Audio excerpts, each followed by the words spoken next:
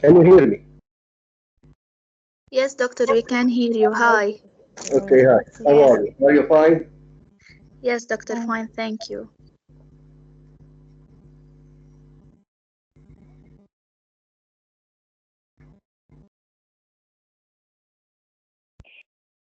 Okay, where are the others? Good morning, doctor. Good morning, good morning. I'll send the link for them so that they can join. Do they need I think to they have will things join sent to within them 2 every now and minutes. then? Can they join us? Okay, do you have any question before we start? Yes, doctor, I have a question if you don't mind. Okay, go on. I want some clarification about the words in a Purda poem, rainbow and peacock. Rainbow symbolizes movements of social change. It's a symbolism of enjoying a bright time after the storm passes. Does this mean that women have achieved their liberation after man's domination? The second one is the peacock. In this poem, can we say that the peacocks express themselves so they symbolize self-expression, awakening, freedom, and power? They walk in faith. Moreover, they replace their feathers every year, which means that it's a symbol of renewal. So, does the peacock here represent the woman's freedom and awakening in the patriarchal society, or Ye- not? Yes, yes, concerning the peacock, she says, I shall unloose one feather like a peacock. Okay? Now, the feathers of the peacock that she's referring to in the poem are the conventions of her society that she compares to articles of clothing. So by taking off one article of clothing, or in other words, by shedding off or unloosing one feather, she liberates herself from one of the constraints or the dictates of her patriarchal society. This is it. Now, the rainbow, I told you last time, is a refraction, R-E refraction.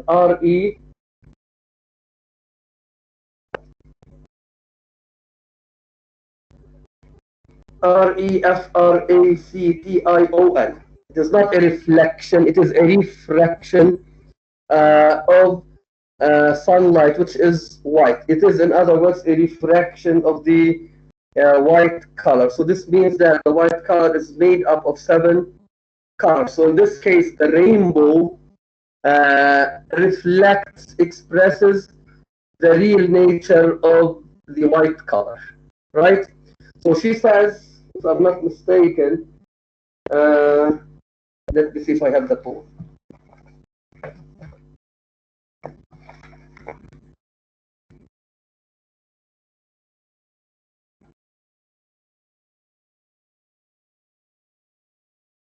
Yes, she says, my eye veil is a concatenation of rainbows, right? So I said last time, she cannot see the world. She cannot see reality with her own eyes. She sees the world, she views the world through the eyes of her society. So the rainbow here, the concatenation of rainbows here, is symbolic of the different truths and values that the society urges her to uphold. Okay, so the rainbow in this case is not the truth that she believes in, it's that the society upholds. Is it clear, Anna? Yes, doctor, it's clear. Thank you. Okay, so in the case of the peacock, shedding off one feather, yes, is symbolic of renewal, rejuvenation. In other words, it is a rejuvenation of her character as a female figure in a patriarchal society. She wants to be herself. The rainbow is a symbol of the fake world view that is imposed on her.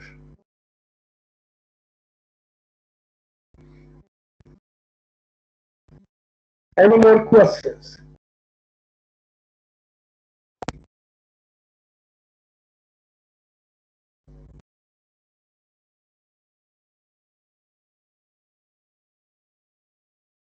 No more questions? Okay. Then let us go back to how to write a summary.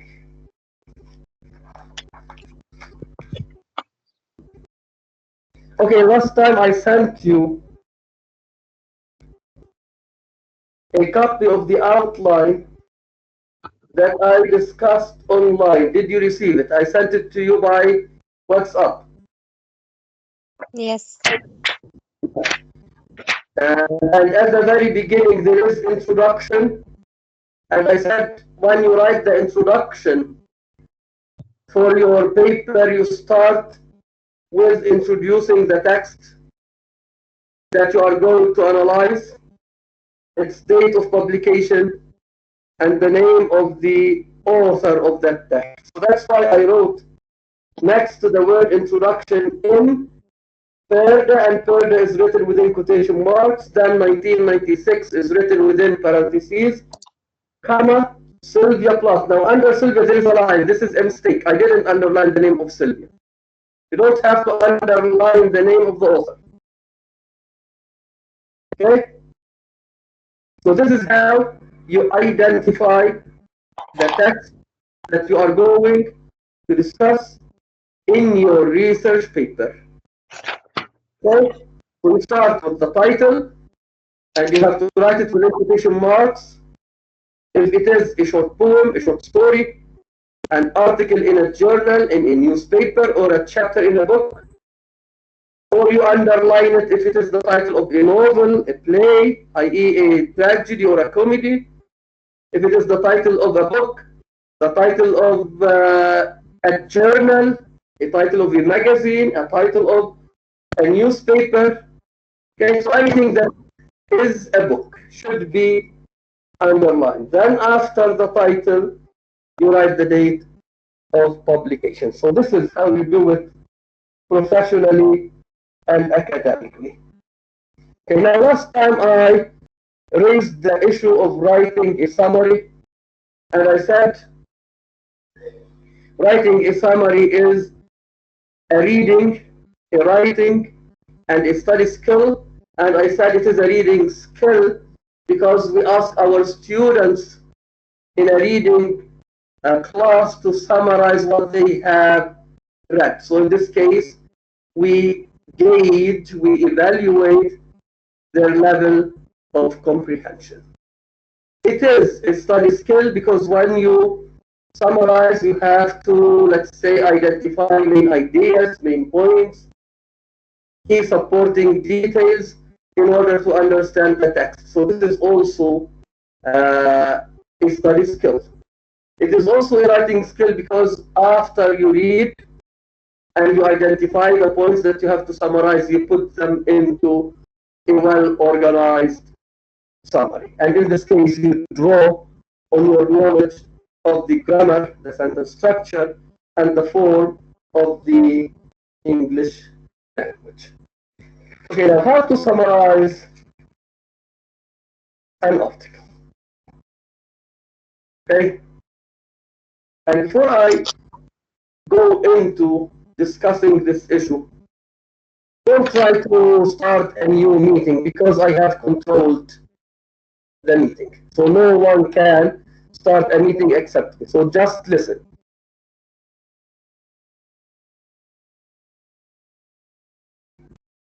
Okay, so we summarize when we write a research paper. We summarize when we write an MA thesis. We summarize when we write a PhD dissertation. We summarize when we write books also. So summarizing is a research technique. Okay, it is a research technique which the student should master. Okay, now how to summarize an article. Okay, I'm not going to teach you how to summarize a book. I will teach you how to summarize an article. And what applies to summarizing an article applies to a certain extent to summarizing a book. You have certain steps. Okay, so when you have an article to summarize, you have to preview it, i.e., have a quick look at the article. This is the meaning of previewing an article. I.e., you should have a look at the article. So the first thing that you have to look for is the title. Okay, so read the title. The title is very important because the title gives you an idea about the content of the article. So that's why I always ask you to choose a title for your essays or for your essay that reflects the content of the essay. So when you come across a certain title, you may get a glimpse, a gist of the content of a certain article or a certain book. Number two, next to the title, you have sometimes what we call a subtitle. So a subtitle is written after the title and it is separated from the title by a colon, or it is written under the main title. I will give you an example.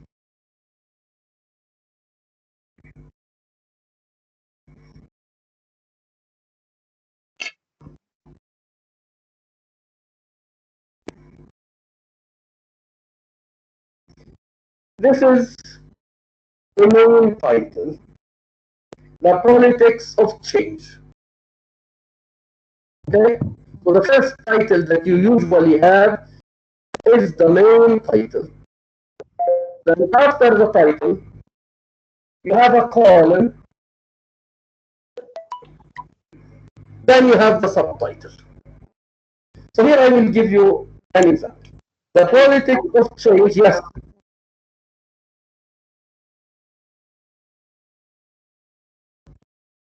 Okay, you have a question.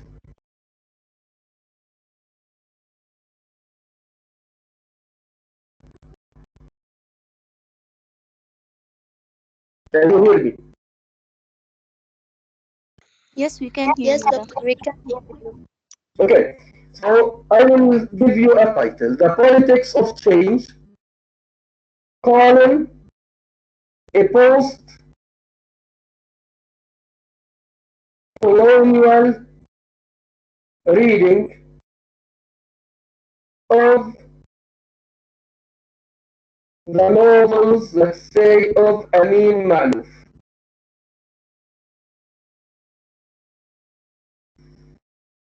Did you write it down? The Politics of Change, colon, a post-colonial reading of the novels of Amin Malouf. Okay, so the first title is called main title.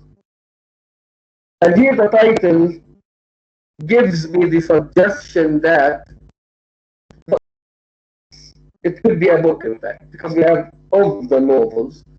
The title of this book suggests that the author is dealing with how to effect change. Okay? So this means that Amin Malouf, in his novels, proposes a certain politics of effecting change, maybe in his society, maybe in the world. This is the main title. Now the subtitle is a post-colonial reading of the novels of Amin Malouf. The subtitle here gives me the idea that the author of the book draws on post-colonial theory as an approach to analyzing the novels of Amin Malouf. Okay, so here we have a title and we have a subtitle.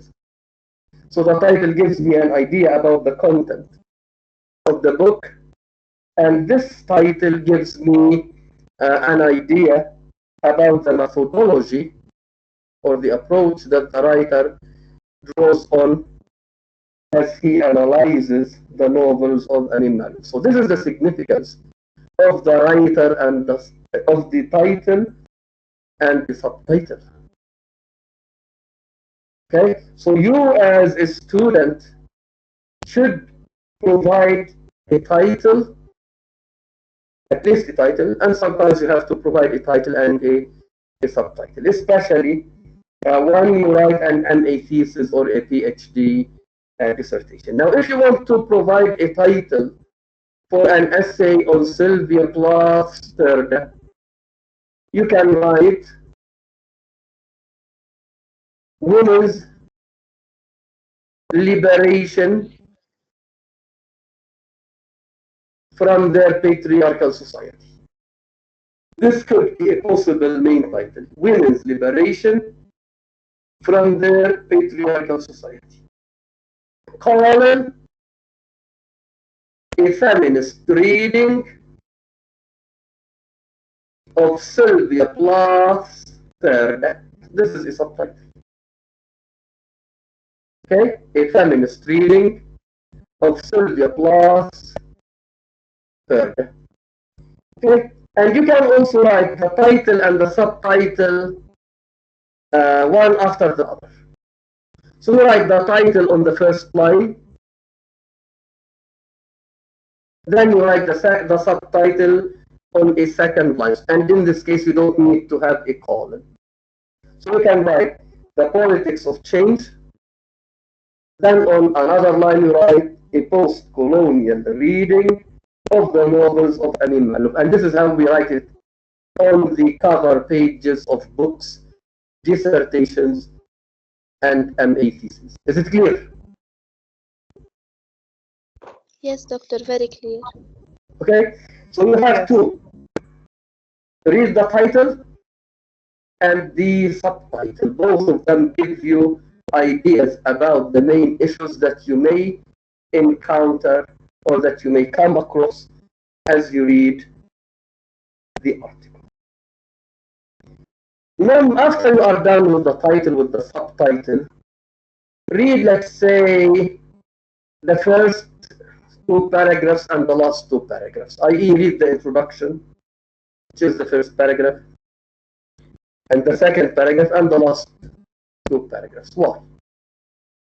The introduction usually gives you general ideas about the topic to be discussed. Okay? So in this case, two paragraphs give you general ideas about the content, about the ideas, and maybe about the problems that you're going to solve or that are going to be solved in this article. Or you may have the methodology, especially if the writer provides a methodology for his paper. Now, when we read the last paragraph or last two paragraphs, i.e. the conclusion, the conclusion usually summarizes the main ideas, the main results, the findings that the writer has come up with. Okay, so by reading the title, the subtitle, the first and the last paragraphs, i.e. the introduction and the conclusion, you form a general idea about the article that you're going to summarize. So in this case, you can guess what you're going to summarize. Okay? In addition to these things, okay, so this is how you preview the text. I.e. you scan it. You have a quick look at it. So you look for titles, subtitles. You read the first paragraph, the last paragraph. You have also to look for headings and subheadings. So within an article, you may have a heading, and within the heading, you may have a subheading. So this means that you may have main ideas and ideas within the main ideas. So you have only to read the headings. You don't have to read what is written below the heading. Read the headings, i.e. the titles and the subtitles. They also give you an idea about the text. And you may change the headings and the subheadings to questions. And as you read the article, you will get answers to these questions. Okay? And in addition to identifying headings and subheadings, you have to look for words, for phrases that are underlined or italicized or typed in bold face. Why? Usually, when a writer has a certain idea, which is important, he either underlines it or italicizes it or types it in bold face letters. Okay, I.e. in bold letters. So you have also to look for underlined words or phrases or sentences that you may have in the text. So they show you the important ideas that the author is going to highlight in his article. Okay? And if the article has charts and tables and diagrams, have a look at these visual aids. Have a look at them. Because these tables, diagrams, and what have you, contain important ideas. And usually in some magazine articles we have charts, pictures, diagrams, and what have you. Have also a look at them. So this is how you review the text. Look for the title, the subtitle, read the first paragraph, the last paragraph, look for headings and subheadings, look for italicized words or phrases or sentences, and look for charts or tables, i.e. visual aids that the author uses. This is the first step. This is how you review the article. The second step is that read the article through, i.e. from the very beginning to the very end, without stopping here or there. Read it once, from the very beginning to the very end, and pay attention to the points that you have marked out, that you have pointed out. Okay? So we have pointed certain headings, subheadings, underlined words, underlined phrases, pictures, titles, subtitles, introductions, conclusions. Okay? So as you read the article for the first time, try to pay attention to these issues that you have pointed out. Okay? Then read it again. This is the second reading. The second reading requires that you read the article more carefully. You have to read it more carefully to identify the most important ideas. So here you have to identify, let's say, the main points raised by the article. Okay, so the first reading is a general reading that you do to identify the points that you have pointed out. The second reading should be a careful reading. And in this reading, or through this reading, you have to identify the main points of your article. After you do the second reading, try to take notes. Take notes, write down notes of what you have read. And make sure that you point out the main ideas and the key supporting ideas, i.e. the main ideas and the main supporting details.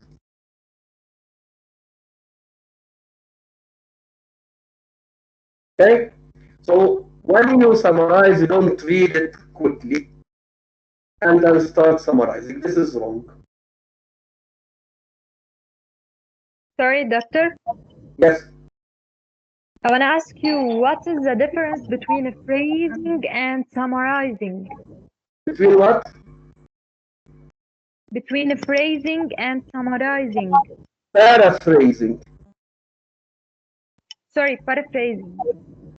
Okay. A summary or summarizing is a means of condensing a large chunk of information into a shorter one. Okay, so you may summarize an article which runs into 2 pages in a paragraph.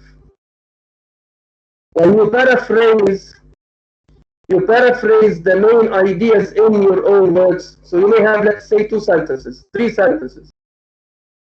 Okay, so you rewrite them in your own words. So when you paraphrase, you don't omit anything. Is it clear? Okay. Okay, so Yes. when you summarize, it means that you leave out unnecessary details, secondary details, you don't need them.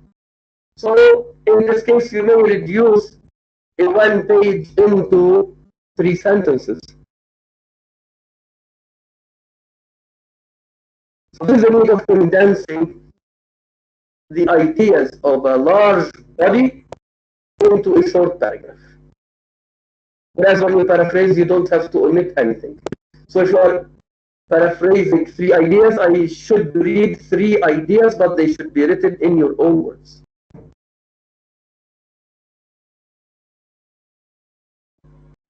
Okay. Is it clear? Yes. Okay. Now you have to write your first draft. Okay, so you reviewed the article, you read it once, you read it the second time, you identified the main ideas and the main supporting details. Now you have to write the first draft of your summary, and you have to make sure that the summary should be written in your own words.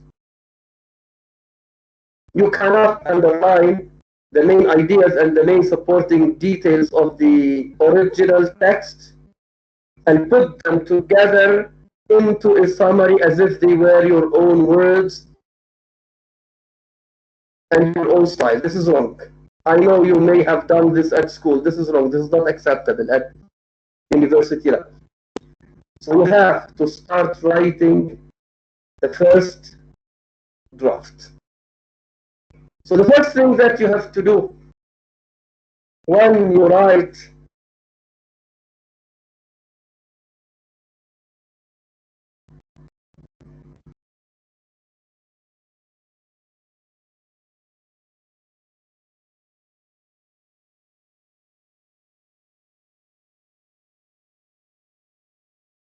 okay, the first thing that you have to do when you start writing your summary is that you have to identify at the very beginning of the summary the title and the author of the text that you are going to summarize.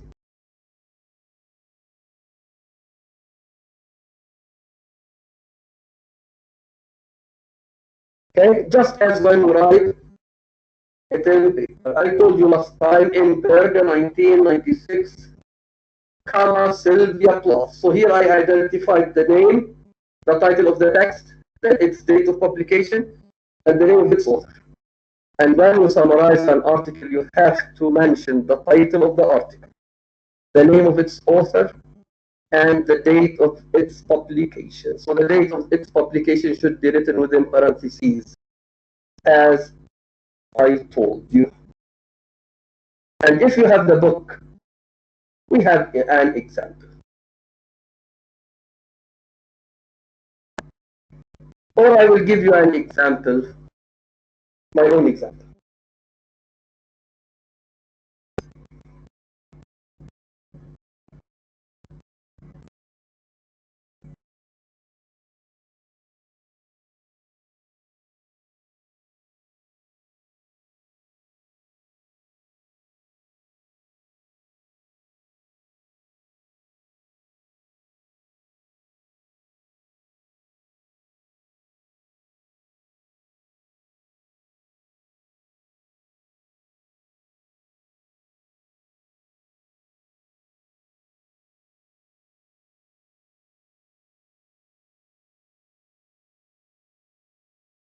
You are familiar with Shakespeare's sonnets, right? Suppose I want to write a summary of Shakespeare's sonnet 18. I can start as follows. In, then I write within quotation marks, sonnet 18, and you have to capitalize the S. And after the title, you write the date of its publication. Let's say it was first published in 1603. So I do the following. In sonnet 18, 1603, within parentheses, comma, Shakespeare deals with spiritual love. This is how you should identify the title of the text, its date of publication, and the name of its author. This is the first thing that you have to do.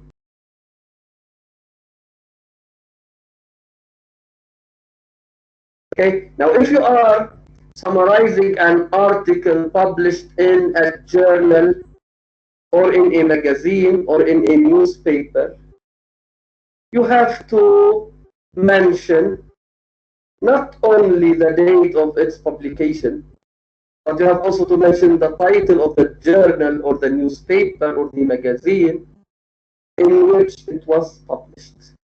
Let us have a look at the book. You have the book with you. Yes, doctor. Okay, it is on page 350, and if you have numbered your pages, it is page 22. Towards the middle of the page, you have number 5. Prepare the first draft of your summary, keeping these points in mind. Identify at the start of the summary the title and the author of the work. Include in parentheses the date of publication.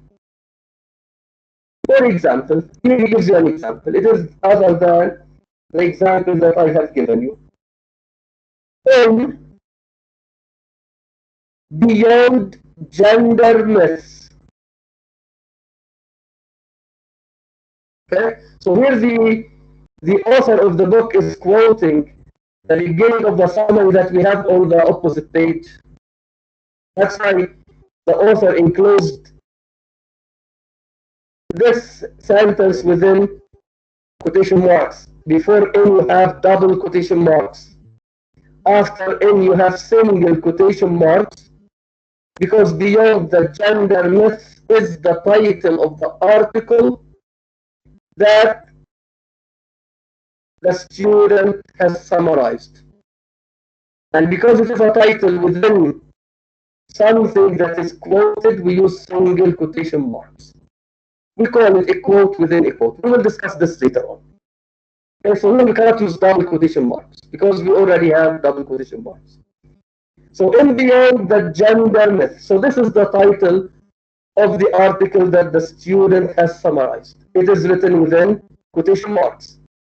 After the title, you directly have Times. And Times here is italicized. It is the title of the magazine. And I said titles of magazines should be either underlined or italicized. Comma, October 19th, 1998. So here, the title of the journal and the date of the publication of the journal are mentioned within parentheses. And when we have articles taken from journals or magazines or newspapers, we have to mention the full date, i.e. the day, the month, and the year.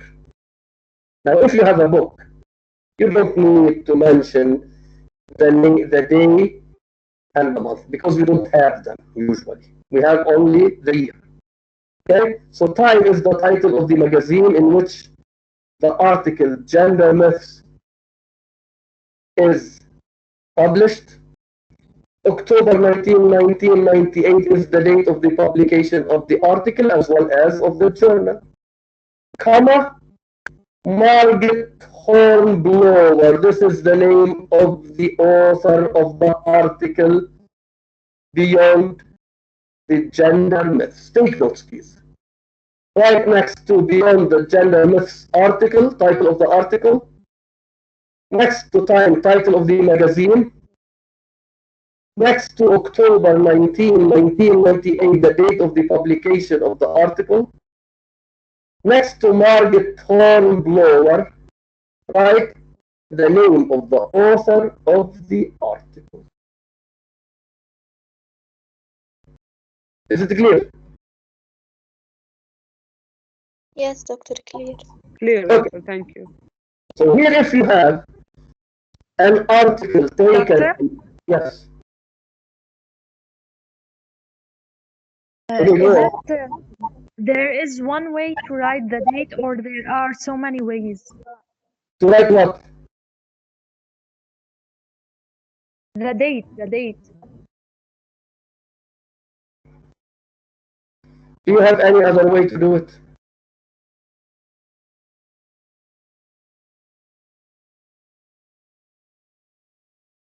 Okay. Can you give me a hint? Are you testing me or you are asking really? No, I'm really asking. Okay. Now here you have October 19, 1998, right? Yes. This is how we write the date in American English. This is how the Americans write the dates. They start with the month, followed by the day, followed by the year. Okay, so I say today is December the 1st, comma, 2020. This is American English. Now in British English, we start with the day, followed by the month, followed by the year. So if I use British English, in this case, I do the following. Time, comma, 19 October 1998. And here I don't use a comma between October and 1998. Is it clear? Yes. October 19, October the 19th, comma, 1998. This is American English. But 19th or the 19th of October, you write 19 the number, October, without a comma, 1998. This is British English. And I will send it to you by WhatsApp. Thanks a lot. Not at all.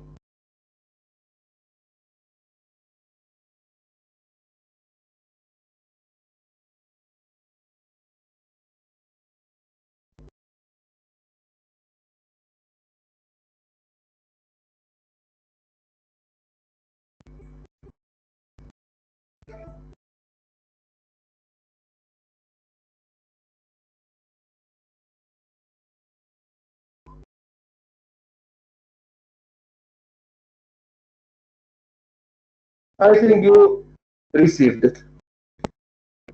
Okay, now this is how you start the summary that you do. If you are summarizing an article in a journal or in a newspaper, or if you are summarizing a chapter of a certain book.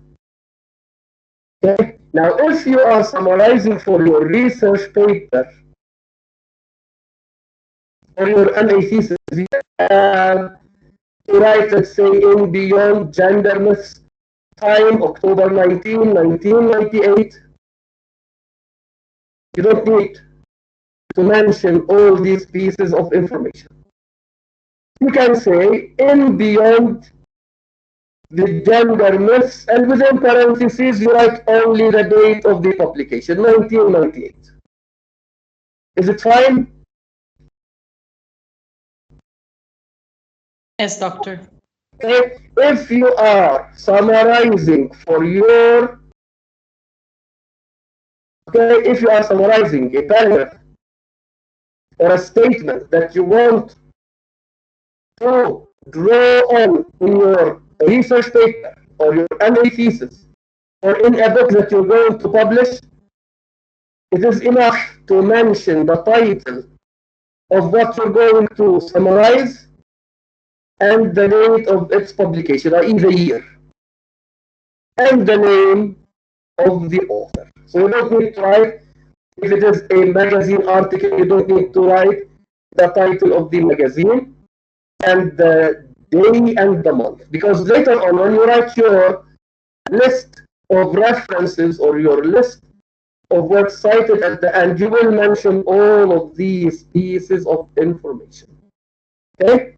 So it is enough to mention the title of the text that you are going to summarize, its date of publication, i.e. the year, and the name of the author. So on the exam, I don't expect you to write in Perda and within parentheses published in the London Anthology of American Literature in 1996. I don't expect you to do this. Is it clear? Okay, so on the exam, if you want to summarize maybe a stanza, you can write in Perda 1996 plus compares the female figure in a patriarchal society with a mirror. Okay, here you summarize a long stanza, I think. I gleam like a mirror. Okay, so instead of quoting the line as it is, you write it in your own words.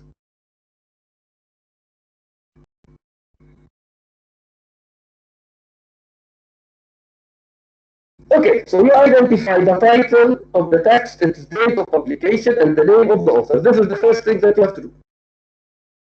Number two, write a summary of the article that you have read. And in this case, you have to summarize the main ideas and the main supporting details. This is number two. Number three,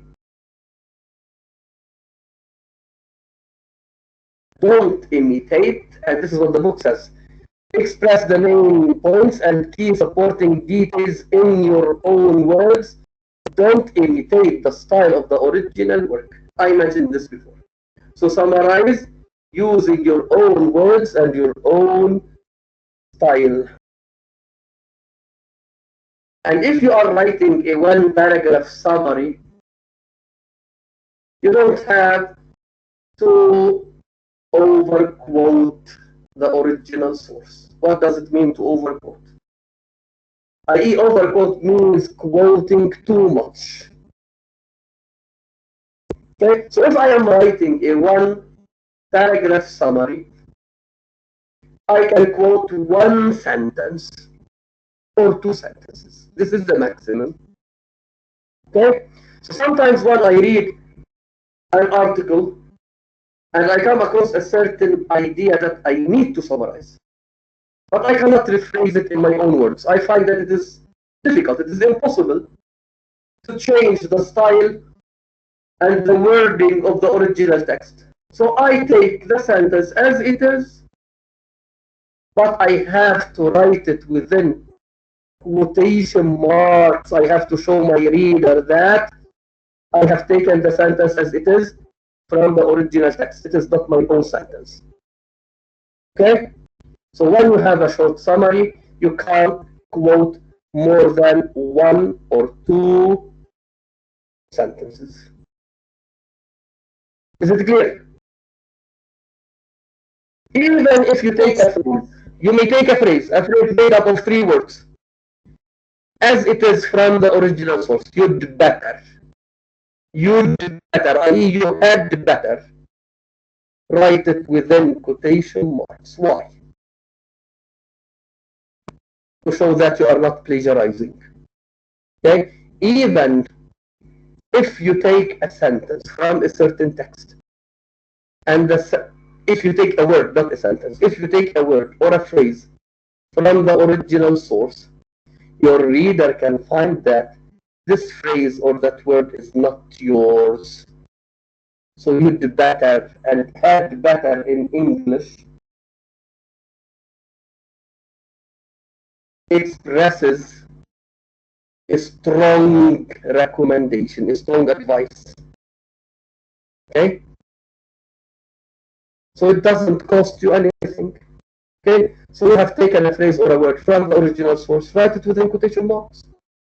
I'm not going to say that you are lazy. No, I will appreciate you when you enclose a word or a phrase that you take as it is from the original text. I will say that you know how to do research.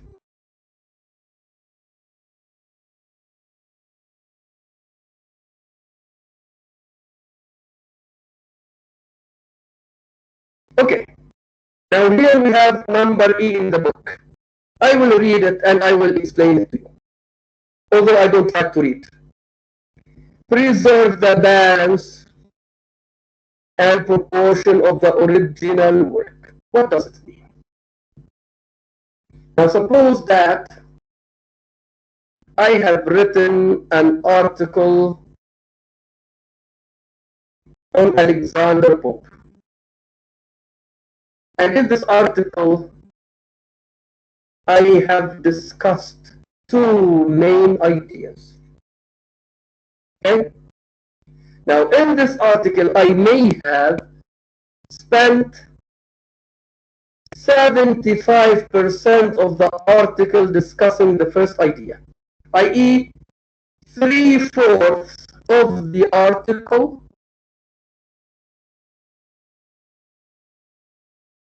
is spent on discussing the first idea. And the second idea is discussed in the last fourth. This is the meaning of preserve the balance and the proportion of the original work.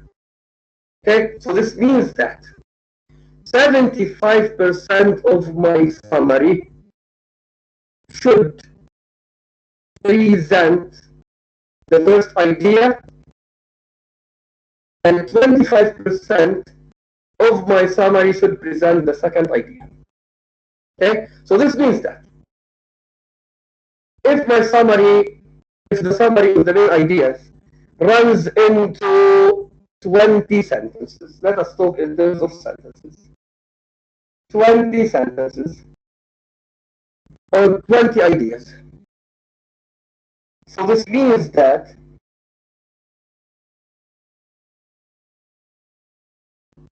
15 sentences of the summary should present the first main idea because it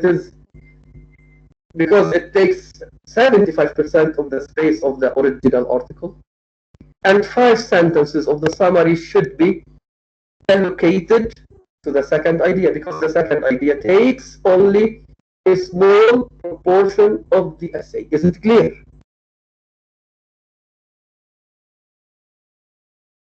Yes, doctor.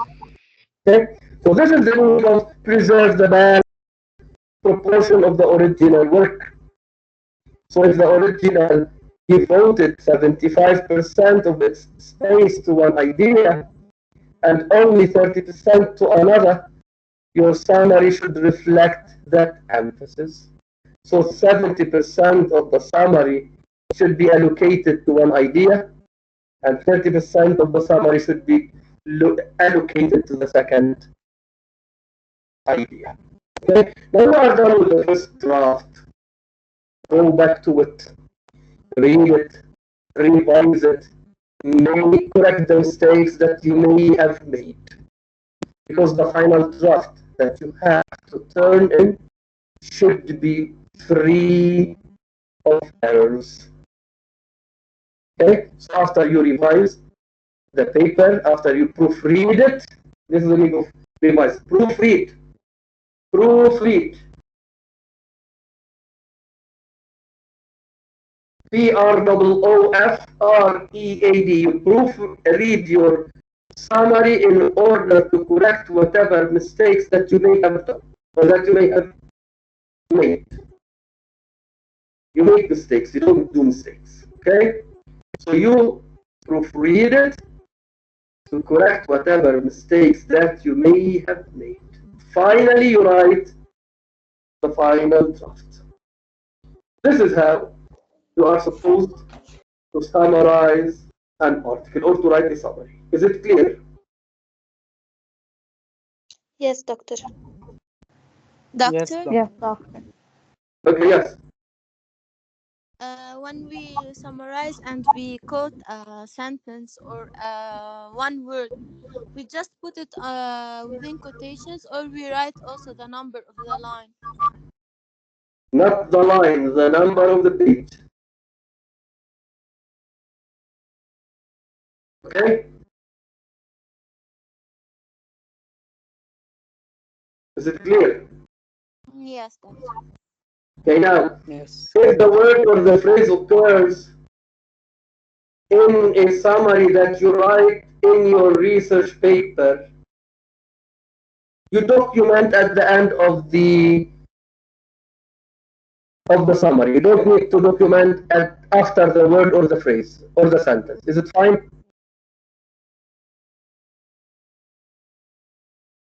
Okay? Is it clear? Doctor, I Yes, have a doctor. question. Wait a minute. Is it clear? Okay, suppose you are incorporating a summary into your research paper, and the summary is made up of 3 or 4 sentences. And in this summary, you have either a phrase or a word or a sentence that you have quoted. So in this case, you don't have to write the number of the page directly after the quoted word or phrase or sentence. You had better write it at the end of the summary. Is it fine? Yes.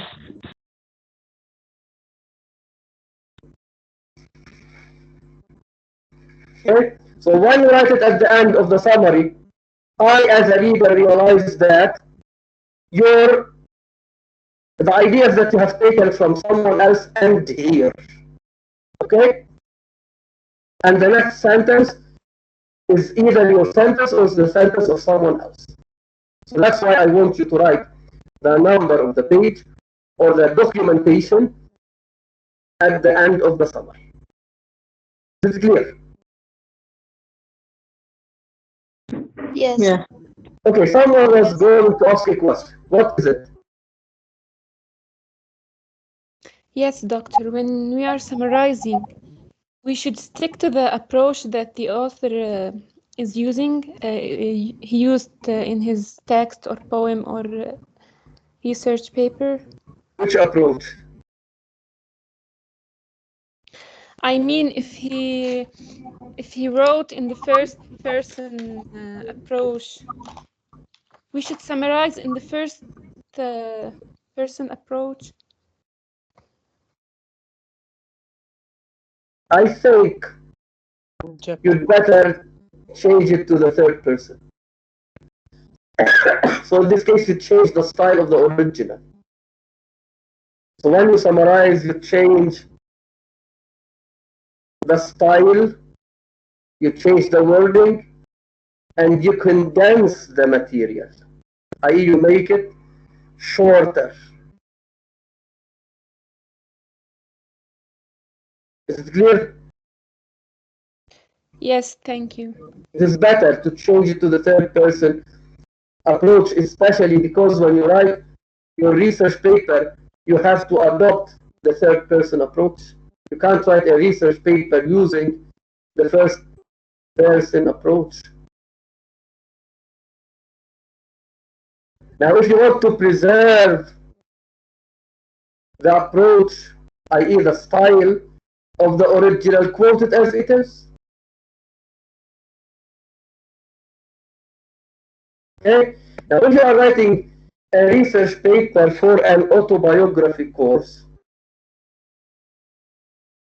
you may be writing on an autobiographic novel or an autobiographic short story. And in this text, the author himself may be a main character, as I told you maybe last week. And I said in this case we have what we call a formal autobiography. Are you listening? Yes. Okay. So here, if I quote the exact words of the author, I don't need to change the I to we if there is no need to change it. So I can say, for example, Chinua Achebe in There Was a Country says, comma, then I write the statement within quotation marks. Here I don't need to change. So if he uses I in the statement that I want to quote, I keep it as it is because it is enclosed within quotation marks. Now if I say Chinua Achebe in There Was a Country says that, so here it becomes similar to the reported speech. It becomes similar to reported speech. So you add that, you don't need to use the comma, then you start the quote. You quote. So in this case, you may need to change the pronouns to fit the statement that introduces the quote. So I said, for example, Chinua Achebe in There Was a Country maintains that the Nigerians should have a democratic country. Okay, because in this novel, he talks about despotism in Nigeria, and he is one of the post-colonial writers who opts for, i.e., he chooses democracy as a political regime. Okay. Now, if the original statement says we opt for democracy in our country. Okay, so this is the statement that Chinua Achebe says. Suppose he said it. I have not memorized the whole novel. Okay. Now, if I use that, I say Chinua Achebe believes that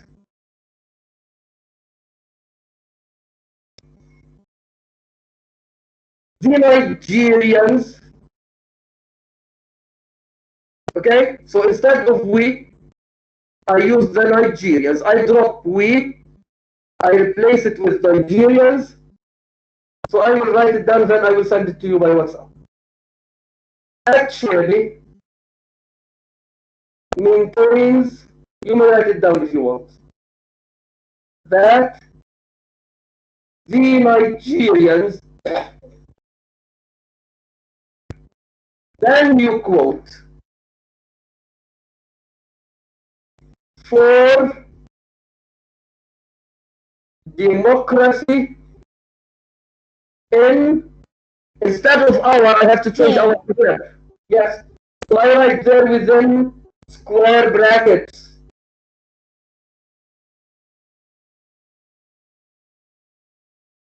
In their country. Unquote.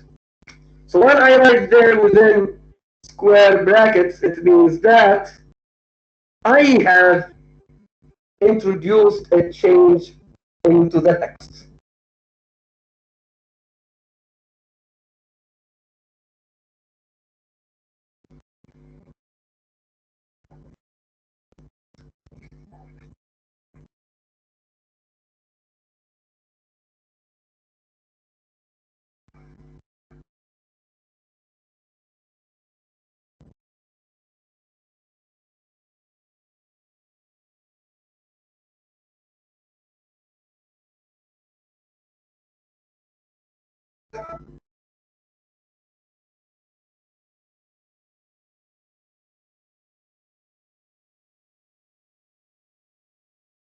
Is it clear? Yes, thank you, doctor. Yes. So here I realize that I need to make changes in the original statement. And whatever changes that I make, I enclose it, i.e. I write it within square brackets. Okay, did you write the statement? Part, doctor. Okay, did you write the example down?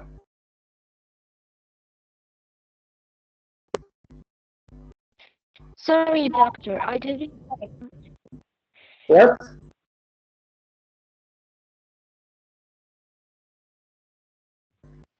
I didn't get it.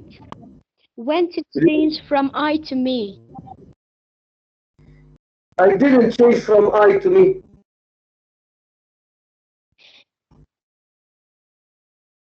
Yes, doctor. Okay. At the Okay, beginning, wait a you minute. say I sent you the sentence by WhatsApp. Can you have it? okay, Check your phone. okay. Did you have it? شفتيها يا رنيم؟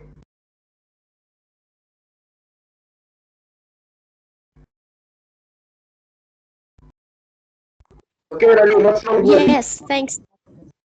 Okay, I wrote, we opt for democracy in our country. I Yes, wrote it within quotation marks. So suppose this statement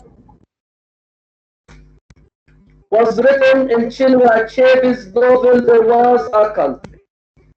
And I want to quote it. So here I quote it using that. When I use that in the introduction to the quote, this is what we call introductory material, or the introduction to the quote.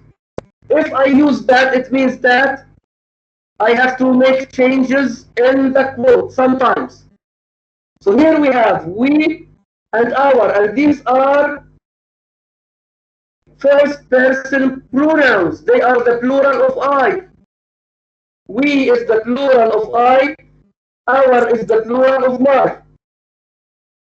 Okay, now since I said Achebi maintains that, I have to change we to the third person.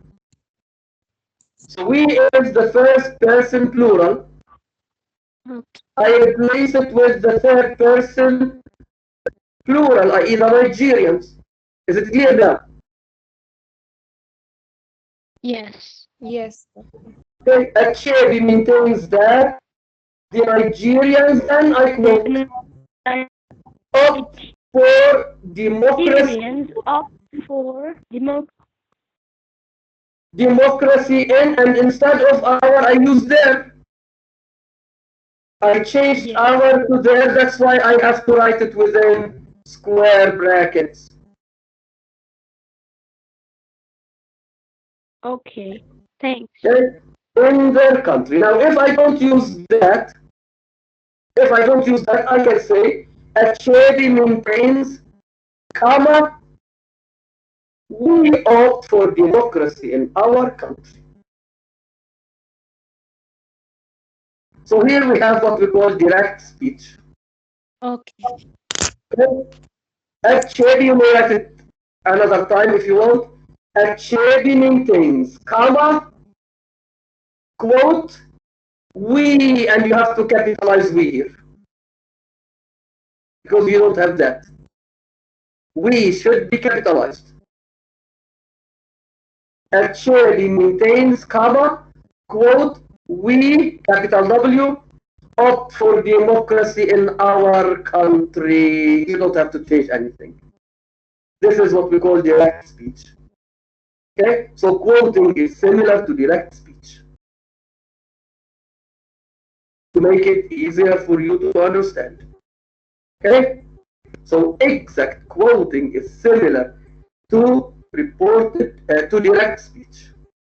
When you add that before the quote, it means that it will look like reported speech. So that's why sometimes you may need to change the pronouns that you have in the quote, especially if the pronouns are first person pronouns.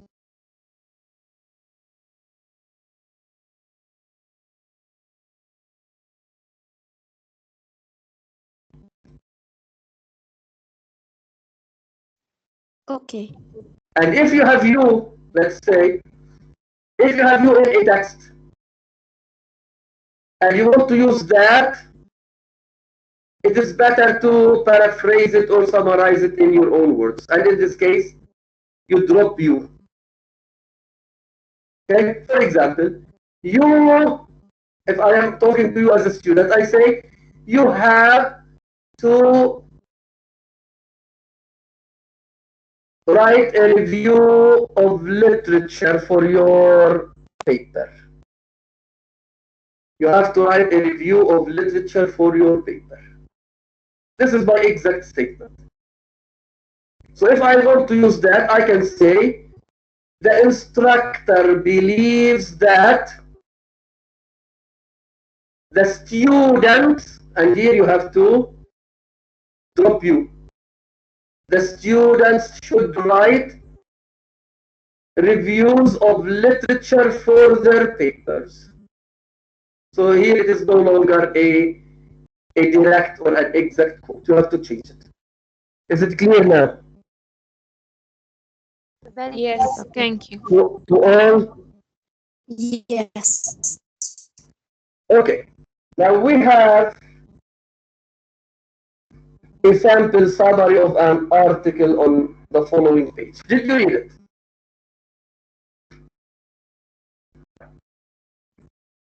Yes. Okay, I'm not going to read the whole summary. I will read the first sentence to show you how to introduce it, and I will read the statements that have been quoted by the writer of this summary. Okay, so in Beyond the Gender Myth, see here you have double quotation marks, right? This is the title of the article, and within parentheses we have time, it is underlined, comma October 19, comma 1998, comma Margaret Hornblower, this is the author, reports on a growing interest in the educational needs of girls and boys. So when you summarize, you have to introduce your summary. What does it mean? So when you introduce your summary, your first sentence should be the main idea of the text that you are summarizing. Okay? So you can't write the title of the article and the name of the author and then you start summarizing. No. Before you summarize, you have to introduce the main idea of the article that you are summarizing. If you are summarizing an article from a newspaper or a journal. Okay, so the first sentence of this summary is an introduction to the summary. Right next to it, introduction. Okay, so the first sentence introduces the summary.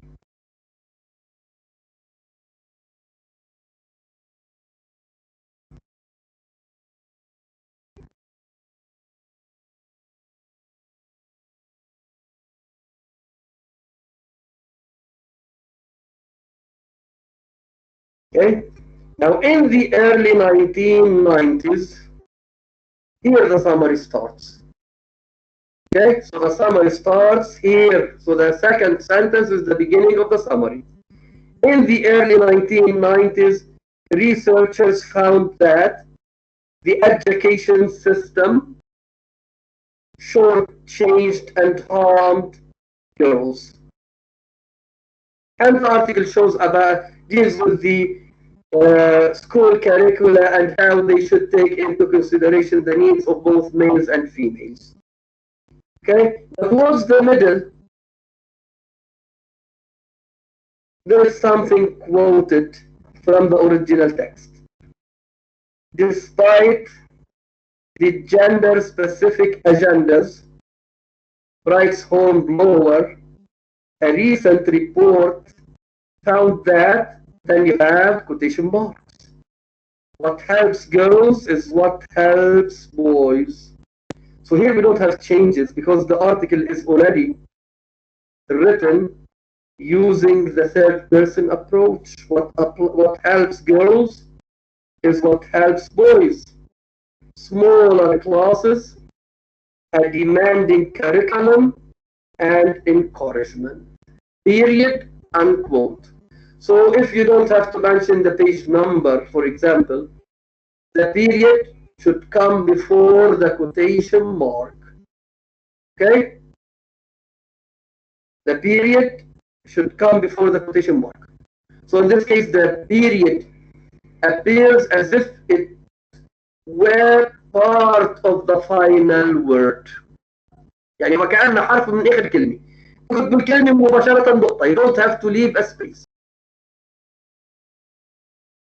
Okay? Then you have to add the double quotation marks.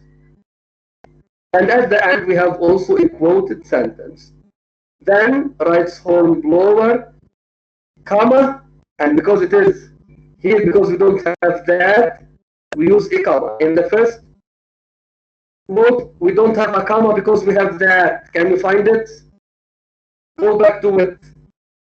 A recent report found that, quote what? So there is no comma because there is that. If you don't have that, you have to use a comma. Then writes Hornblower. It is the same as Hornblower writes, comma. Teachers can concentrate on paying more nuanced attention to our children as individuals, period, unquote. Is it clear? Yes, doctor. Okay. Therefore, Yes. the punctuation mark should come, i.e. should be enclosed within the quotation marks. The punctuation mark, be it a period, or a comma, or a question mark, or an exclamation mark, should precede the double quotation marks. Is it clear? It doesn't come after it.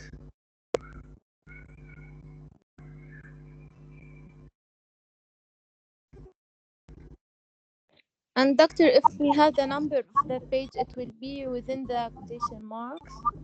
No. If you have the page number,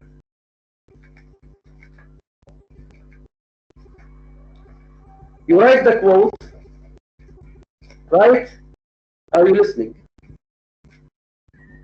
Okay, Yes. let us just look at the last sentence. Let us have a look at the last sentence of the summary. Okay, now if we have the number of the page, we do it as follows. Then writes Hornblower, comma, quote, teachers can concentrate on paying attention to our children as individuals, unquote. You don't need the period here. Is it clear? Are you listening? Say yes or no. Yes, doctor. Okay? Yes, doctor. You don't need the period, unquote. After the quotation mark, you write within parentheses the page number. Let's say it is page 10. You write within parentheses P10, and then after the parentheses you add the period. Okay?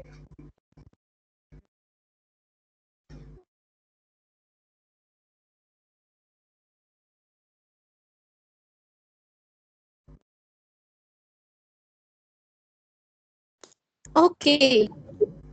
Yes, doctor. Okay, I am writing a sentence here. I will send it to you. Thank you, doctor.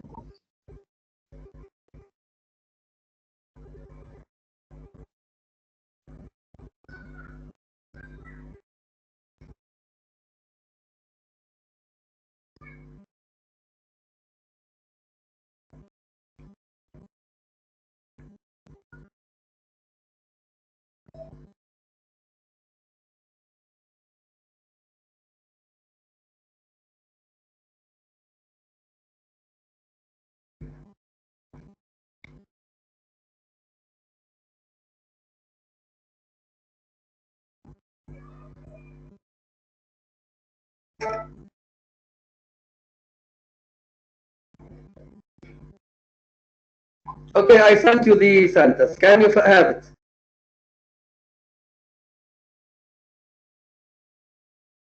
Yes, doctor. Yes. Okay, I wrote, Achebi says, comma, quote, we opt for democracy in Nigeria, unquote. Then within parentheses, I wrote P, lowercase p. It should be lowercase p, not uppercase p. Lowercase p, dot or period, space, 52, then the period comes after the parenthetical documentation. Is it clear? Yes, doctor, clear. Okay. So whether it is, Doctor. wait a minute, whether it is a comma or a period or a question mark or an exclamation mark, it should come after the in-text documentation. Now, the P is used by language students. Okay? The literature students shouldn't use P. They write only 52 within parentheses. Is it clear to you? Yes, doctor. That's what I was going to ask. Okay. Now, literature students do not have to write P52. They only write 52 within parentheses.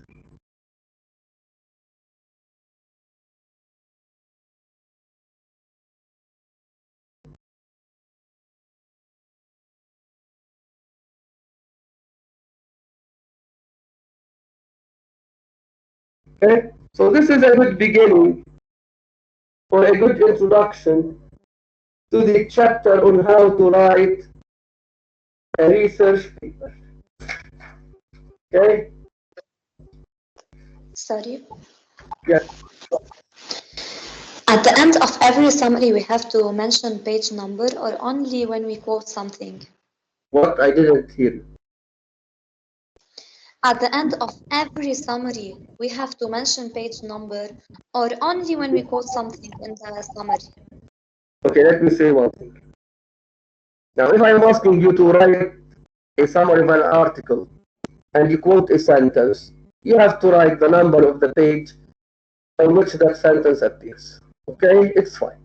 Now, if you are summarizing for a research paper, you have to document at the end of the summary, i.e., you have to document at the end of the summarized paragraph or sentence or statement. Yes.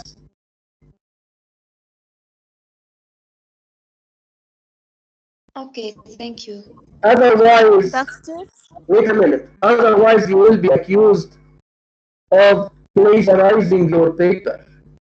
So if you are a literature student, at the end of the summary that you write in your research paper, you have to mention the number of the page on which the summarized ideas occur. Now, if you are a language student and your summary doesn't have a single quoted phrase or sentence, you write only the date of the publication of the text within quotation marks. Is it clear now? Yes, Yes. clear. Okay. Now, according to the APA style sheet, paraphrases and summaries should be documented.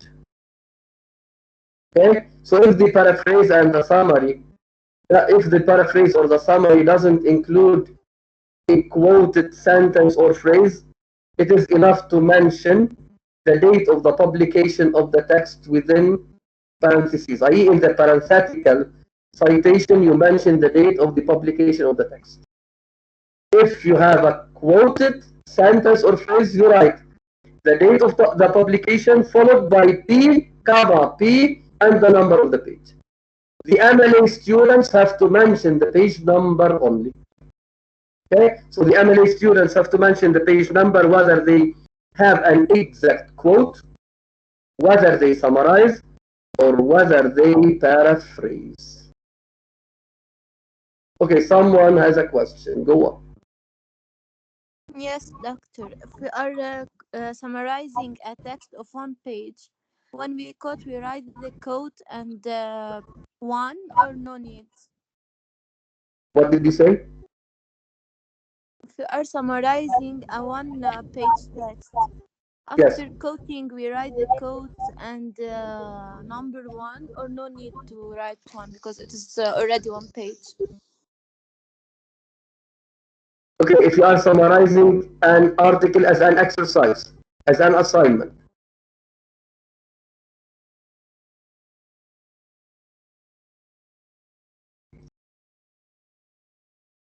Is this your question? Yes, if we're summarizing a one-page text. Yes, as an assignment, write the number of the page at the end of the quote, not necessarily at the end of the whole summary. Now, if your summary is part of your research paper, you document at the end of the whole summary. فهمتي علي؟ بس I mean إذا كانت التكست just one page. لك يا إيناس، إذا أنا أعطيتك article بالإنجليزي قلت لك اعملي لي summary لها الارتكل كاكسرسايز، ماشي؟ كتبتيها قلت لك summarize it in one page or in one paragraph and you quoted two sentences. والارتكل اللي قلت لك صفحتين، اخذت كوت من الصفحه الاولانيه وكوت من الصفحه الثانيه. At the end of each quote you have to mention the number of the page. Is it clear? قصدي إذا كانت already الصفحة واحدة. أحسن تحطي لي you have to document to show me that you are a good researcher. بتكون صفحة مأخوذ من الجورنال، يعني بتكون رقم الصفحة اللي جبتيها صفحة 350 مثلا. بدي أعرف أي صفحة بدي أرجع على الجورنال لحتى أتأكد إنه you are summarizing the article that occurs on that page. That's why we ask the students to document their sources. So sometimes your teachers may be nasty, so they will go back to the original text to make sure that you are quoting properly or you are documenting professionally. يعني يمكن انت تاخذي لي ارتكل فكره من شي كتاب حفظتيها من زمان.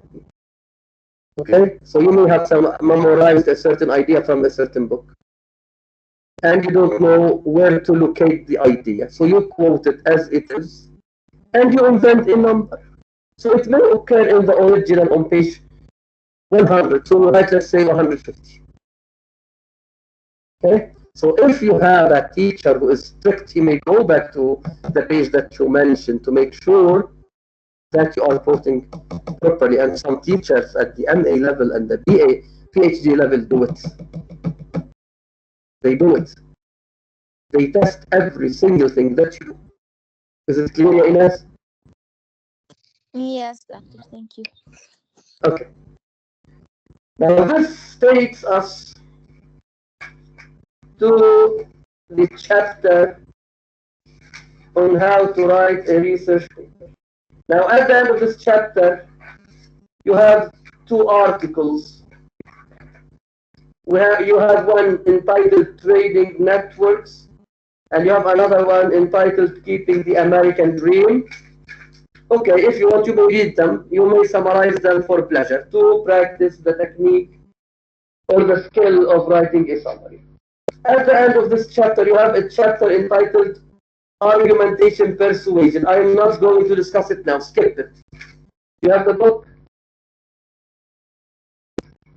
Skip Yes, this. doctor, we have. Okay, skip this chapter. It is a little bit long. Which chapter, Doctor? The chapter which is entitled, I think, Argumentation Persuasion. It directly comes after the chapter on how to write a summary. Okay? Now, if you have numbered your pages, this chapter ends on page 58.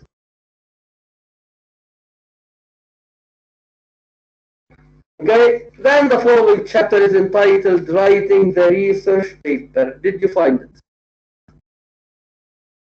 Yes, doctor. Okay, Yes. so this is the main backbone of our course, writing the research paper. And it starts on page 59 according to my own numbering of the pages. Okay, so when you write a research paper, you have to use the library. And I think you have come across this issue in your study skills course. So you have to go to the library, you have to check sources that help you get information that helps you write a certain research paper. Okay, so I'm not going to waste your time discussing how to go to the library and how to use the card catalog or the computer catalog. I will start with how to choose a subject. Okay, so when you want to write a research paper, you have to come up with a subject. So in this case, the subject will be a broad subject. And you have to narrow down the subject into a topic. And at the very beginning of the semester, I gave you the example of a student who may come to me in the Shakespeare course and tell me that he or she wants to write on Shakespeare. So, okay, Shakespeare is a subject. But Shakespeare is too broad a subject to be dealt with in a research paper. So I say to you, you have to narrow it down to a topic. You say how? I say Shakespeare is a poet and a playwright. Are you going to write on Shakespeare as a poet or on Shakespeare as a playwright? You say, I will write on Shakespeare as a playwright. I say this is too broad. Still, you have to narrow it down. You say how? I say Shakespeare is a playwright who wrote tragedies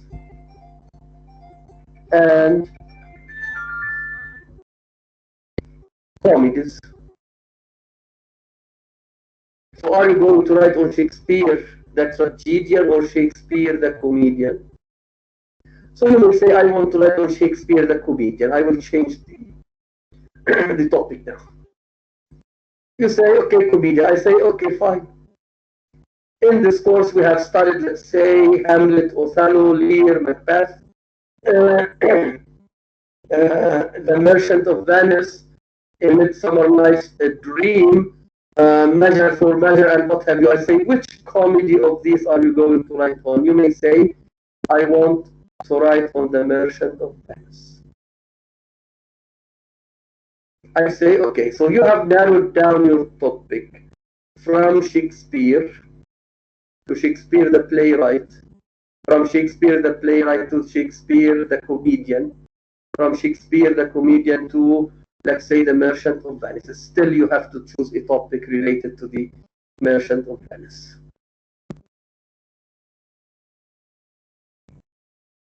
I say, what are you going to discuss with reference to The Merchant of Venice? You may say, I will discuss, let's say, what is it?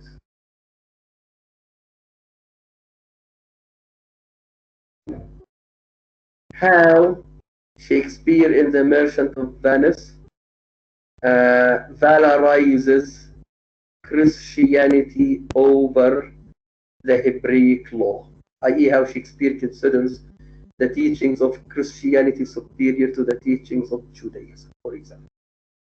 So in this case, I come up with a topic. I narrow it down to a topic because in The Merchant of Venice, Shakespeare deals with the idea that the letter kills and the spirit gives life. What does it mean? It means that in The Merchant of Venice, Shakespeare dramatizes two ways of conceptualizing, of understanding, let's say, the Judaic law. Now, according to Judaism, the sinner should be punished. Okay? Now, in the Merchant of Venice, there is a Jewish merchant who lends money to people,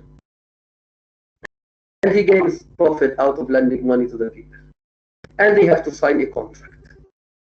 So if they don't pay on a certain period of time, he will take something. Now, in the Merchant of Venice, the Merchant of Venice who is Shylock, the Jewish merchant, is a man who hates the main hero. His name is Antonio. And Antonio goes through a money trap. He needs money. Okay? So he goes to this Jewish person. He asked him to lend him money. And he asks the Jewish person, says to Antonio, I want you to sign a contract. He says what it is. He says, if you don't pay on time, I will take a pound of your flesh. I will leave the discussion off at this point because some students have a class of Dr. Sykes at 15 to 2. Okay, next time I will take it a little bit further. I will discuss the significance of the Merchant of Venice, and I will start discussing how to write a research paper. Do you have any question before I discuss? Doctor, do we have a makeup session on No. Saturday or not? No. We don't need any more makeup sessions. I have already given you makeup sessions because I give you 90 minutes instead of giving you 60 minutes. Okay, Ines? Okay, doctor. Now, if we need makeup sessions in